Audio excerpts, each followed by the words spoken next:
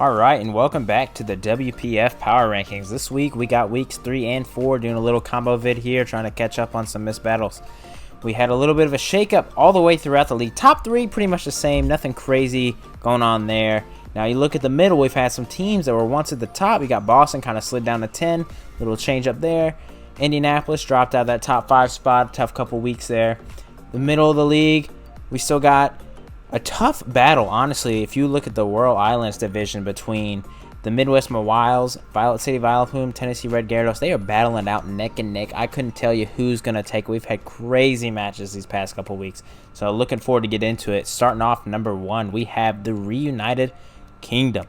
Still at it over there, dominating their opponent Boston this past week. Just, once again, another clean, solid match. I don't think he lost Savon. I believe it was another 6-0. As we see here, Thunder is putting in work. We saw great use from the Reunited Kingdom of Scrafty, kind of a little bit of pressure. Toxpex always does what it does. Annoying, I've said it time and time again. Will we see this thing broken and or at least killed once this season? Not looking like it. Strong showing, knocking out the runner-up from last season. Boston did a little bit of change up, had some trades this past week. So we'll see how that goes into the season going forward. Got a forfeit win in week 4 to even up to his record at 2-2. Reunited Kingdom still has their week 4 match to play against Seattle. That's been put on an extension, but we're not going to knock him down for not playing. He's played great, out of his mind this season. So look forward to see how that continues to go, if someone can knock him off. Luckily, I don't think I have to face him this season, so that's a good start there. But Reunited Kingdom, top notch, Mammoth Swine. Love seeing it. Once that thing gets a chance to start hitting things, good luck. All right, and coming in at number 2, we have the San Antonio Skrelps. Again, saw their match a while back against the Gladiators. Gladiators, my bad, Kronos. I recalled it this time. Strong week. And San Antonio just kind of handling both their opponents in the past couple weeks. As we see here, Porygon 2. What a fat boy we got. I mean, this thing 8 hits every time against Indianapolis. Was surprised to see that it was able to it took that Draconium Z from the Noivern like it was a regular move. It was just nuts. The burn on the Ferrothorn, a little bit unfortunate there, kind of ruined a little bit of differential, but still, honestly, great match. He never seemed like it was really out of control the whole time. Right here, I think this is what we're about to see coming up no, it's a little bit later, but Porygon 2 was honestly unbreakable that whole match. It probably could have taken on the team 1v1. I'm just kidding there. But it was honestly great prep by San Antonio, who was fighting for that number 1 spot. We'll see if the defending champ, hey, this is new season. TRK is coming. He's like, hey, you had your championship. Let me get mine. We'll see how it goes. Great match by San Antonio. Hopefully, if anyone's going to take out TRK, it may be San Antonio. Alright, and in at number 3, we have the Madison Machamps, who had a great week 3, as we're about to see here. Gets the Tapu Lucha to work to perfection, gets the boost, comes in on the free turn, +2, goes to +4 right here, knowing he can take the hit. Gets a little roost off here. Once he gets to +4, sweeps through the opponent. Great setup with Tapu Lucha. Honestly, this is probably one of the scariest draft combinations that you can get. This team is my favorite in terms of a draft composition. Probably the scariest. You got to deal with Rain, you got Tapu Lucha, and then you got Necrozma just chilling in the back. Week 4, honestly, probably would have won the match without the high jump kick miss. Pretty much had it, and then the accidental mishap on the Quagsire EVs. But great match there in week 4. Had a blast playing you, my man. Hopefully, I don't have to run into you in the playoffs, because I'm not looking forward to that revenge matchup. You've got one of the teams here that I believe has one of the top chances to win the league this season. It's the scariest on paper, in my opinion, looking at it.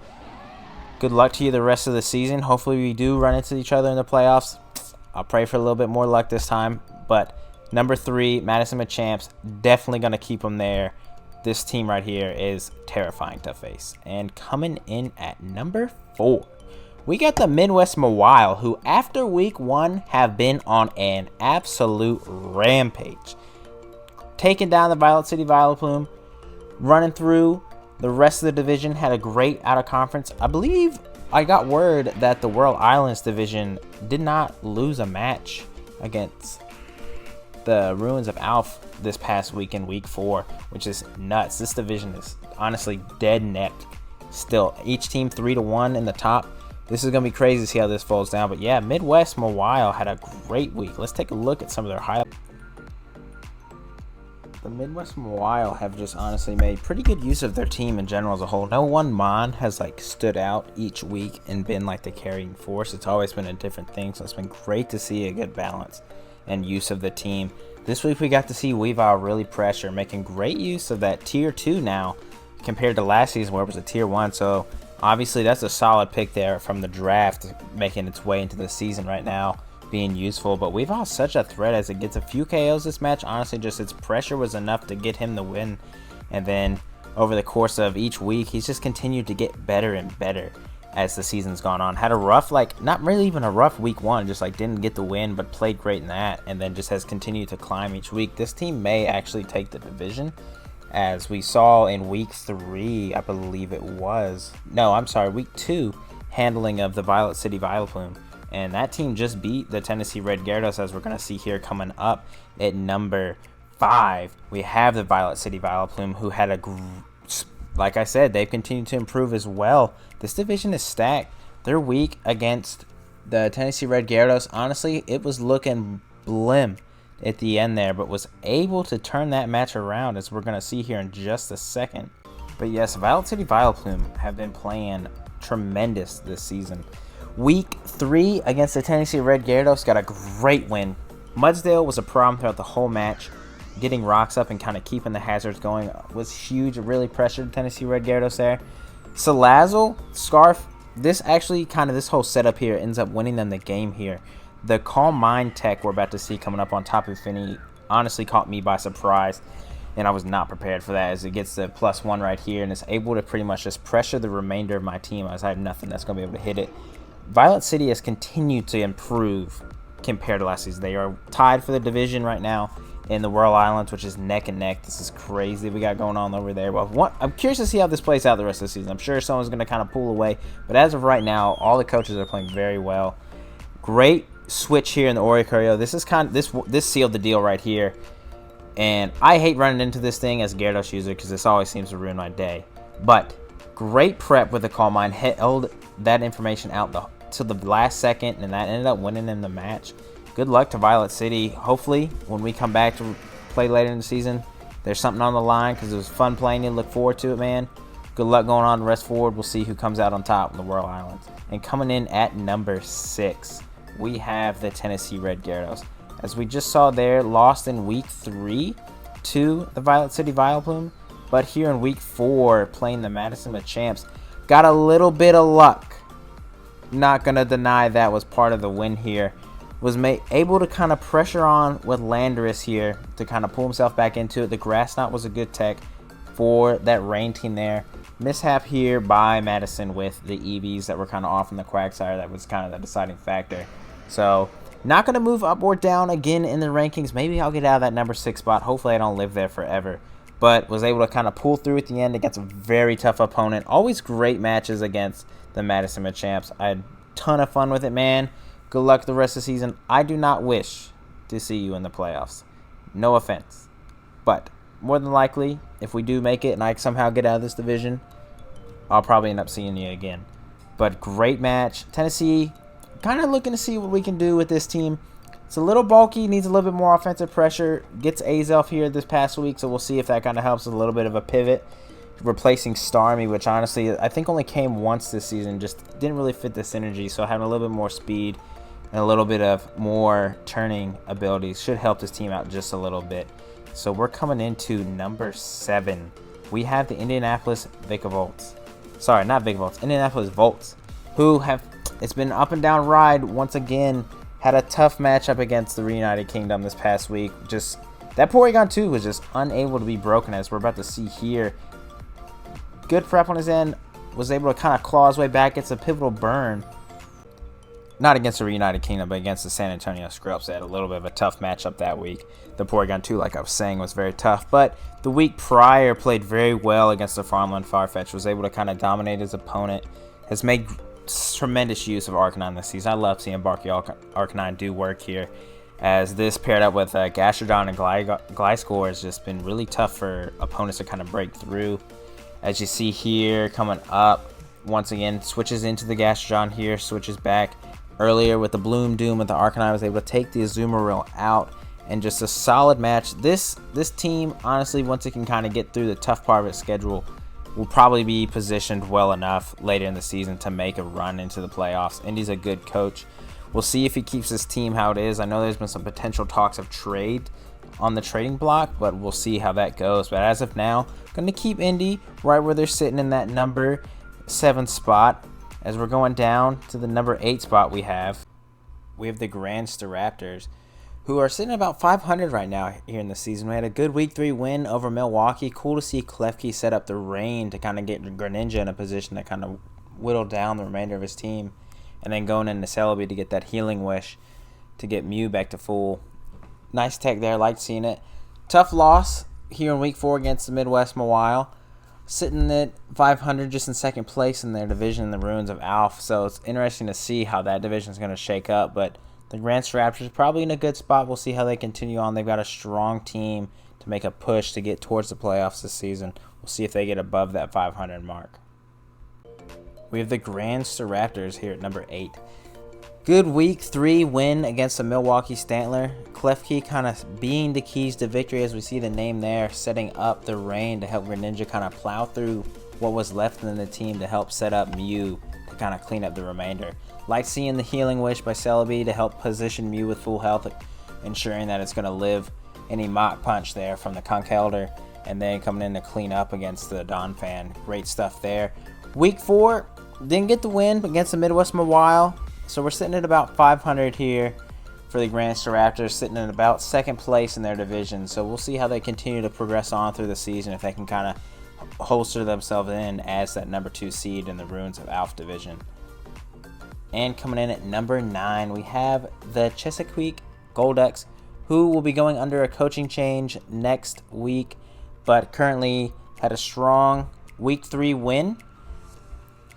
Forfeited their Week 4 match, so we're going to put them in about the 9 spot as we come into the Boston Red Sox here at number 10, who've honestly had a little bit of a dip compared to the past seasons. A little rough start here. Made some trades. Should be able to turn around, sitting at 500. We'll kind of see how they did in that Week 3 match. Didn't look so hot. Boston really kind of struggled against the United Kingdom in Week 3. Gets a forfeit win in Week 4, so we're not going to kind of adjust the rankings based off that. But Week 3 just did not look good. Did not have the answers. Was not able to kind of keep Hazards off the field. Once Zapdos went down, was a big issue there. Letting Mamoswine get in the position where he can start punching through the remainder of teams was just not good. The Toxapex kind of countered the Como setup he had going on there with the haze. So by the time he got that burn, it was a big moment. It was kind of too late. And just was unable to kind of set up from there, and just was unable to break the walls by United Kingdom. But we made some trades. Should kind of shake the team up a little bit. Team looks a little bit stronger. Picking up Tornadus, Zygarde, 10%. So strong stuff there. I'm sure this team is going to turn it around as we continue later in the season. And coming in at number 11, we have the Seattle Skarmory, who had a rough Week 3 against the Chesapeake Golducks. On an extension for Week 4, I'm sure this team will pull it around. Just not a typical match we saw from Seattle. Just outplayed pretty much the whole time. Just wasn't able to get much stuff going. Just interesting stuff by his opponent. Atypical match, like I said. I'm sure as the season continues along, Seattle will kind of get back in the groove of things. Get Vaporeon going. Use that Celesteela. Latias. Maybe get a little Charizard X sweeps going. We'll see. Look forward to seeing Seattle kind of turn it around.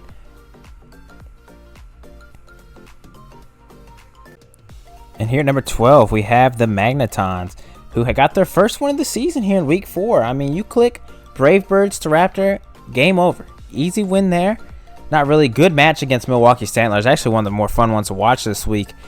As we saw the Marlboro Magnetons kind of wait to the right moment to get their big hitters in, just kind of chunk things away, wait till the end, get blue in there to clean.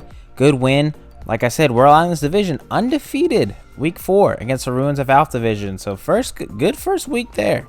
Nothing, I mean, just saying, top division shows up week in, week out against the other divisions. Like, hey, I'm playing tough opponents all week. Anyway, so this is nothing. And coming in at number 13, we have the Milwaukee Stantler, who we just saw playing against the Magnetons here. Good match here, just honestly was unable to kind of withstand that pounding by the Magnetons, who had Bulu, who had Staraptor, but good overall match, nothing crazy. A little risky early on with that Alakazam standing in our Tyranitar, but we're sure Milwaukee will be able to kind of turn the season around a little bit. And coming in here at 14, we've got our first win of this season as well. We've got the Farmland Farfetch'd, who, led by the mascot, Mega Audino, doing work against the Gladiators. We're about to see Mega Audino start to sweep through a team. This was crazy to see. I was surprised that his opponent let him set up a little bit on this. But once he got it going, he put in work with Mega Audino, who, I hate to say it, I really do. Pretty solid pick. Pretty solid pick. I still think it was a crazy one, but man, has it proved me wrong so far. Quaid's made great use of it this season. Despite how the record shows, he's made a good use of his team. Interesting sets, kind of going against the king of interesting sets, winning the matchup there this week. Getting that first win of the season. Maybe we'll get some steam rolling, kind of start to climb away from the bottom of the power rankings here. Continue to improve. Quaid, like what I saw there. Mega Audino, let's calm it down, okay? For a little fairy thing, it's a little aggressive. Impressive stuff. So we're coming in here to number 15. We got the Twin Leaf Dynamo, who still are looking for that first win of the season. Twin Leafs had a couple of rough weeks in a row here, playing against Madison and then playing against the Violet City Vileplume.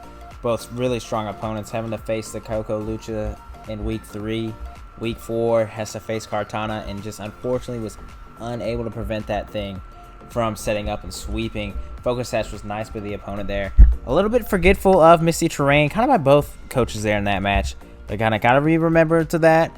Venusaur just honestly was not able to help tank enough stuff. Did not seem to have a direct counter to the cart after the Passman went down. Besides that, being scarfed, and was not prepared for Sash. It looked like the wish from his opponent was nice, but sadly enough, fell victim to a sweep there. Made a couple trades, trying to shake some stuff up here. Again, sad to see Articuno leave, but should be worth it there. And rounding out the power rankings for week 3 and 4, we have the Greater Western Sydney Gladiators. Got the name right this time.